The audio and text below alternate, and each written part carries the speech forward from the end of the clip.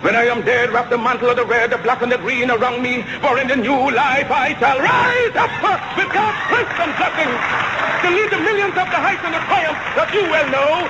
Look for me in a whirlwind or a storm. Look for me all around you. For with God's grace, I shall come back with countless millions of black men and women who have died in America, those who have died in the West Indies, and those who have died in Africa to aid you in the fight for liberty, freedom, and life.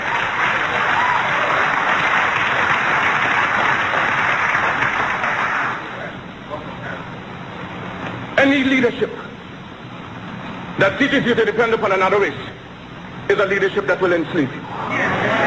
Any leadership that teaches you to depend upon another race is a leadership that will enslave you. They gave leadership to our foreparents, and that leadership made them slaves. But we have decided to find a leadership of our own to make ourselves free men. Our great scholars, having passed through the colleges and universities, have thrown away the blessed record. Babylon did it. Assyria did it. France under Napoleon did it. Germany under Prince von Bismarck did it. England under America under George Washington did it. Africa with 400 million black people can do it. If you cannot do it, if you are not prepared to do it, then you will die. You race of cowards. You race of imbeciles. You race of good for nothing. If you cannot do what other men have done, what other nations have done, what other races have done, then you have better die.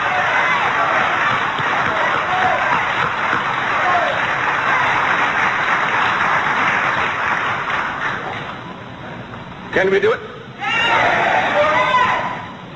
We can do it. We shall do it. We have prayed to God for vision and for leadership. And He has given us our universal vision. A vision that will not limit our possibilities to America. A vision that will not limit our possibilities to the West Indies, but a vision that said there must be a free and redeemed Africa. Christ the crucified, Christ the despised. We appeal to you for help, for succor, for leadership. When you endeavor to carry your burden up the heights of Calvary, when white men scorned you, when white men scorned you, when white men spat upon you, when white men pierced your side out of which blood and water gushed forth, it was a black man in the name of Simon the Syrian who took your cross and bore it up the heights of Calvary. And now that we are bearing our burden, it being so heavy, we just ask that you just help us on up the heights. Oh yes, the cause is grand, the cause is glory. Surely we shall not turn back. Oh, sail on, sail on, sail on, almighty ship of state, sail on until the flag of the red, the black, and the green is perched upon the hills of Africa. Because the time has come for the black man to forget his hero worship of other races and to create and emulate heroes of his own. We must canonize our own saints, create our own martyrs, and elevate the positions of fame and honor black men and women who have made a distinct contribution to our racial history. Sojourner Truth is worthy of a place of sainthood alongside the Joan of Arc. Crispus Attucks and George William Gordon are entitled to the halo of martyrdom with no less glory than the martyrs of any other race. Toussaint Louverture's brilliancy as a soldier or a statesman outshone that of any other people. Hence he's entitled to the highest place as a hero among men. Because Africa's created millions and countless millions of black men and women in war and peace, whose luster and bravery outshone that of any other people.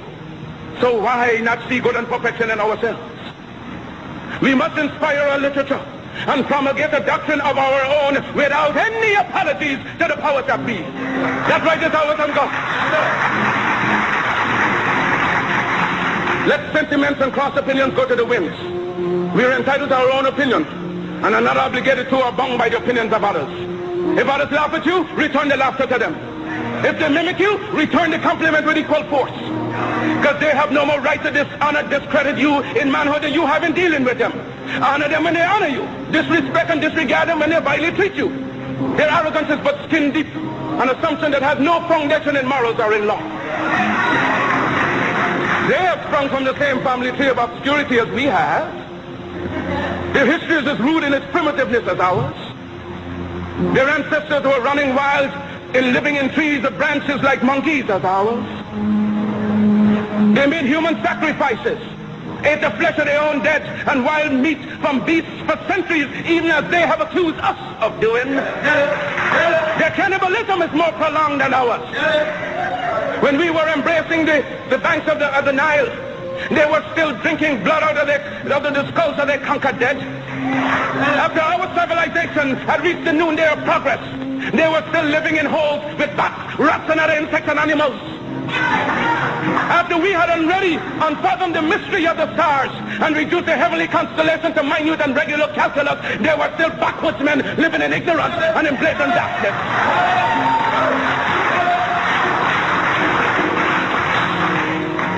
The world is indebted to us for the benefits of civilization. They stole our arts and sciences from Africa. Then why should we be ashamed of ourselves? Their modern improvements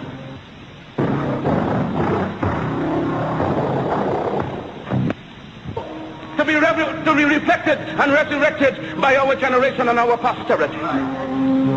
Why should we be discouraged if somebody laughs at us today? Who's to tell what tomorrow will bring forth? Did they not laugh at Christ, Moses, Muhammad? Was there not a Carthage, Greece, and Rome? So we see and have changes every day. So pray, work, be steadfast, and be not dismayed. Because as the Jew is held together by his religion, the white race is by the assumption and the unwritten law of superiority, the Mongolian by the precious tie of blood, likewise the black man must unite in one grand racial hierarchy. Our union must know no clime, no nationality, but let us all hold together in every country, in every clime, making a racial empire upon which the sun shall never set.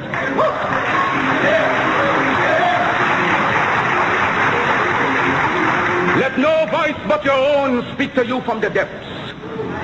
Let no influence but your own rouse you in time of peace and time of war. Hear all, but attend only to that which concerns you. Your allegiance shall be to your God, your race, your country. Remember that the Jew in his political and economic origin is always first a Jew. The white man is first a white man under all circumstances, so you can do no less. Be black, buy black, think black, and all else will take care of itself.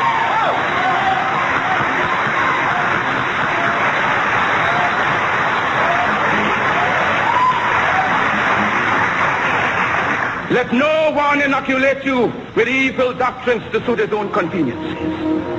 Charity begins at home. So first to thyself be true, and thou canst not then be false to no man. Because God and nature first made us what we are. And out of our own creative genius we make ourselves what we want to be.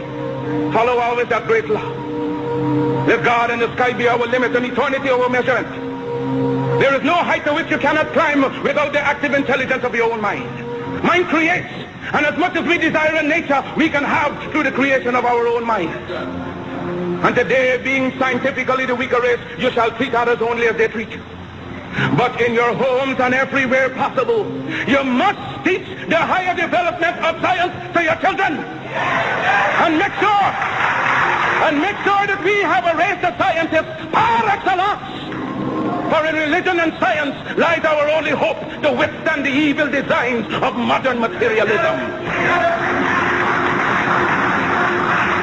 Never forget your God. Remember that we live, work, and pray for a binding racial hierarchy, whose only natural, spiritual, and political limits shall be God and Africa at home and abroad. With God's dearest blessings, I leave you for a while. One love. Brothers and sisters, Marcus, Mosiah, Garvey.